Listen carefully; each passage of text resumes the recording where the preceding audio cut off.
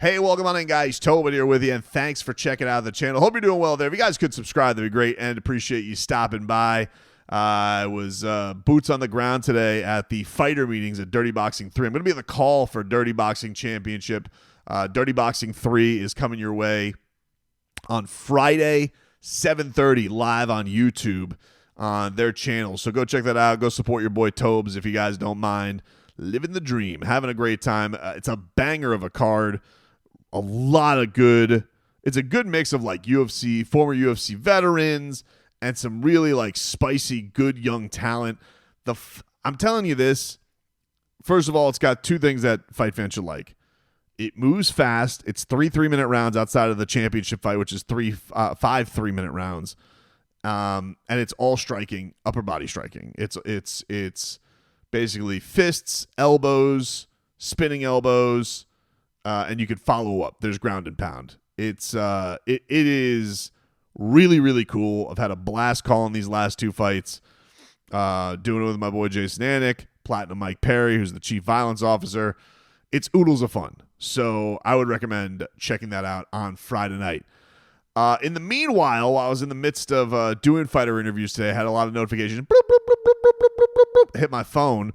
As, transactions were coming in left and right. Didn't even feel, worthy of doing I didn't feel fantastic yesterday, but didn't even feel worthy of doing anything on the 53-man roster because you kind of knew it was going to change. Like, I think everybody looked at it and they're like, oh, yeah, Cam Smith, he made the 53. And then you find out today he's going on non-football injury. And you're just like, very good. Okay, cool. Well, can't believe I got my hopes up for like 2 seconds that things are turning around the last couple of weeks, but there you go. It appears that's where we're at right now, and it is what it is. That just it seems like this is where we're at. But the Miami Dolphins appear to have gotten to their practice squad, and there was a couple things that are surprising. They are going to bring Jeff Wilson back. He was released, but you know that he is like a Mike McDaniel favorite. That is Mike McDaniel's guy, and so he is now back with the Miami Dolphins. Good insurance policy, you would think, for the Dolphins having themselves a need at running back. And so he is going to end up on the Miami Dolphins practice squad. They, of course, can elevate him while they're figuring things out with Jalen Wright. They also signed Kendall Lamb. Kendall Lamb has been signed to the Miami Dolphins, so a much-needed boost to the depth of the offensive line. Chris Grier revealed that in the midst of their whole thing. He says that he's physically fine, know that he's been dealing with a back thing. So he is also back. So two old friends are coming back for the Miami Dolphins. I saw that Eric Ezukama ended up in Jacksonville. Mo Kamara ended up in Tampa Bay. And as far as the health status is concerned, Austin Jackson said today, good to go, absolutely ready to rock. Devon Achane, according to Chris Grier, is going to be ready, but apparently didn't practice. Neither did Tyreek Hill. Darren Waller is participating. He says that he feels it's looking good for him to play week 1. We'll see. And then the Dolphins also signed this tight end, Greg Dulcich, who apparently had a monster preseason. I don't know much about him, but I know a lot of people were fired up because the Dolphins obviously have a need at tight end, and he, may have an opportunity there. Seems like he's going to take away my Julian Hill anytime touchdowns, but that's okay. I was losing those bets anyway. It really doesn't matter. Chris Grier also revealed some things in his press conference today. He spoke for about 30 minutes today, and I didn't think it was too earth-shattering outside of the way it ended. It ended pretty Chris Grier just kind of left a bomb in everybody's lap because he was asked about the relationship that he has with fans. And obviously, I mean, I'm sure it's not great. I mean, he's not letting it be known that in person anybody is being awful to him, but he did reveal that people have emailed him pretty awful things. He said, question about your interaction with fans. I think I might ask you last year that you share that you got a t-shirt. Your interaction with fans, has it been more frustration, more optimism? He says, I haven't really had many interactions with fans. When I see guys, they're like, hey, or if I'm out, people are always more respectful and nice. They just say, hey, keep going, appreciate you. To my face, they've been nice. I know that people are upset but that's any job. If I was comfortable and I said I feel great about where things are, then I'm an asshole and I'm not realistic about where we are as a team and where things are going after last season. So I'm frustrated just like they are that we didn't win enough games. I understand it. Like I said, I don't take these things personally when I'm out. Genuinely very positive and stuff to me. I know I've gotten some colorful emails, a couple of people, including hoping that my kids die of cancer, which was a fun one. I was like, there you go. That's why I don't take these things personally or real, because people have other issues and stuff in life. Pretty brutal. That's a pretty, it's a really, really f***ed up thing to send to Chris Grier. It's unfortunate that, people that get that crazy and loosen willy-nilly with their stuff online, crazy. I mean, it really is. Like, I couldn't imagine putting anything that, like, awful on text, let alone say it to somebody. But the idea that you would just be like, yeah, I'm going to throw this out. Like, look, do I think Chris Grier has done a bang-up job and is awesome? No. I mean, I think we all have our quibbles about the way that the guy is. The guy seems like he handles himself all with a lot of class. Can't, that I think has been pretty clear.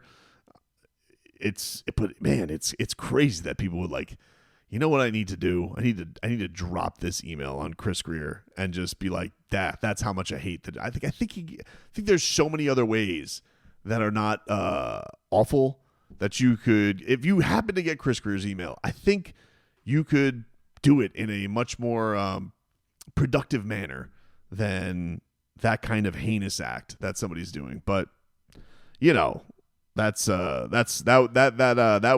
was crappy to hear today from Chris Grier.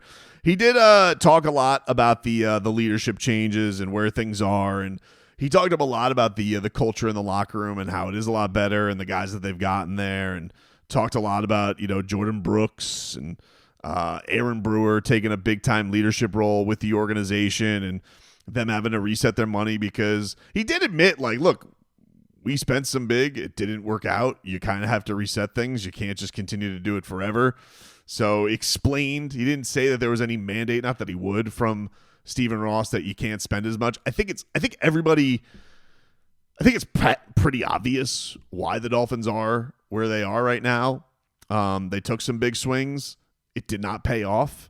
And especially the window a couple of years ago, that was kind of their sweet spot to get it done right before you had to pay Tua Tagovailoa. And then last year, everybody getting paid it kind of blown up in their face went awful.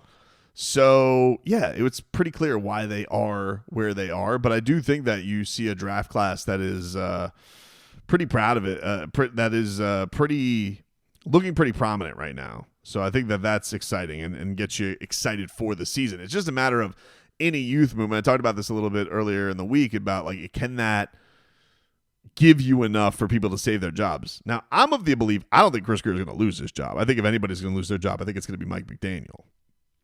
I don't think this is going to be a clean house situation. It's just not how Stephen Ross acts. He's not a clean house type of guy.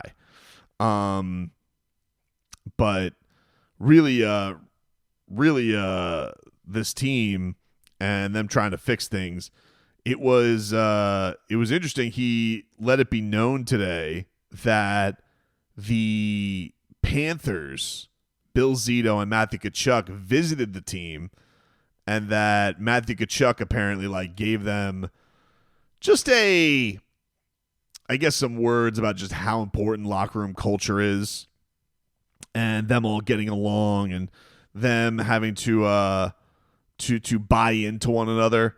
And so he was just mentioning that, like, he really, like, thought that was a important thing. That Panthers team loves each other, and look, I don't know how many people have followed the Panthers as much as the Dolphins, because I just know people are football sickos, and that's the heritage team in town, and the Panthers are this new success story, even though they went through, a generation of misery.